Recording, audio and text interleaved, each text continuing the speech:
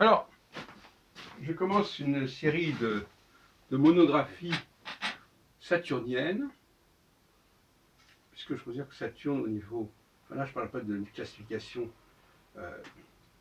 caractérologie au sens Gauquelin, Mars, Jupiter, Saturne. Je parle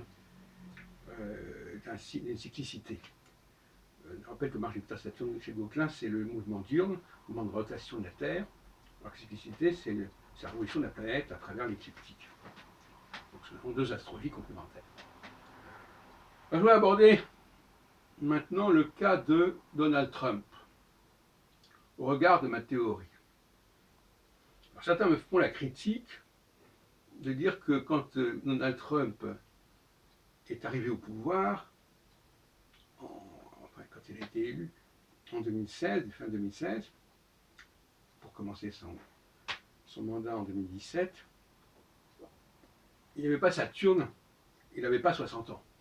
Non, il avait plutôt 70.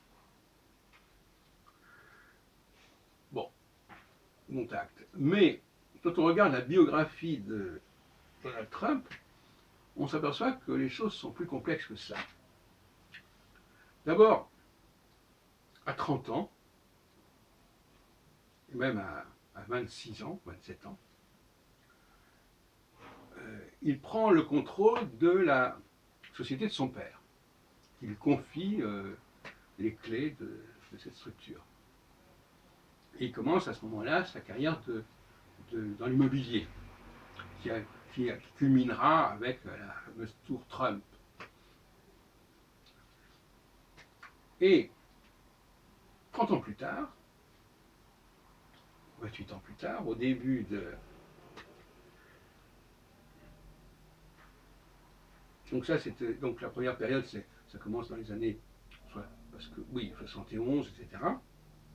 Et 30 ans plus tard, au début du XXIe siècle, il devient animateur de télévision. Enfin, c'est même plus compliqué que ça. Il crée une télévision en phase avec son activité dans les affaires. Ça s'appelle The Apprentice, et il s'agit de sélectionner des candidats ceux qui seront reçus auront droit pendant un an à un poste important et bien rémunéré dans les affaires de M. Trump. Et ça le rend extrêmement populaire. De là à dire que finalement l'élection présidentielle est un épiphénomène, je ne sais pas ce qu'il faut en penser, mais d'abord c'était quelque chose de tout à fait improbable, et donc même si ça a des effets réels, bien sûr, mais il était déjà connu en tant qu'animateur de télévision. Et vous savez, les élections, ça vaut ce que ça vaut. Surtout que dans ce cas précis, Mme Clinton avait plus de voix que Trump. Donc moi, je ne suis pas du tout fataliste en disant les élections ont voulu que... Pour moi, l'astrologie n'est pas là pour valider les élections. Je préfère de beaucoup des activités qui se font par l'initiative des uns et des autres que par la fabrication par ce monstre électoral qui arrive parfois à dire n'importe quoi. Donc je n'ajuste absolument pas mes réflexions astrologiques sur le calendrier électoral. Voilà, donc voilà un exemple. Il y a d'autres exemples qu'on pourrait trouver. Par exemple, il y a des rendez-vous avec l'histoire qui ont été ratés, justement à cause des élections.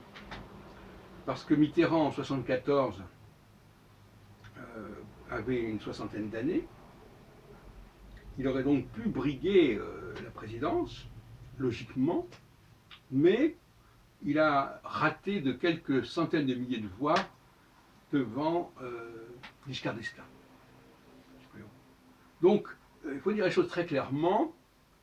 Le système électoral vient perturber éventuellement le bon déroulement naturel des choses.